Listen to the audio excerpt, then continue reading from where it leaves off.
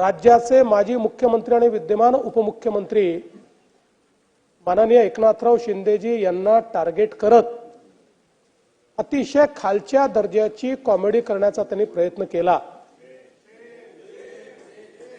खरं म्हणजे या कामराला हे माहिती पाहिजे की 2024च्या निवडणुकीने जनतेनेच हे ठरवून दिलं कोण खुद्दार आहे आणि कोण गद्दार आहे। हा काय महाराष्ट्राच्या जनतेपेक्षा मोठा आहे का?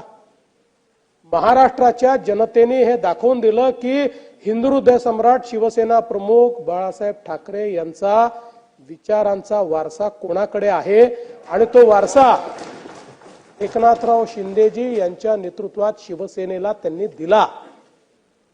आणि त्यानंतर अशा प्रकारे सुपारी घेऊन जर कोणी काम करत असेल, मला आश्चर्य वाटतं की तुमचे माझे मतभेद असू शकतात, राजकीय मतभेदही असू शकतात, पण राज्यातल्या एखाद्या उच्चपदस्थ नेत्याबद्दल, ज्या नेत्याबद्दल राज्यातल्या जनतेमध्ये आदरभाव आहे, अशा नेत्याबद्दल इतक्या खालच्या दर्जाला जाऊन कोणीतरी बोलतो आणि त्या ठिकाणी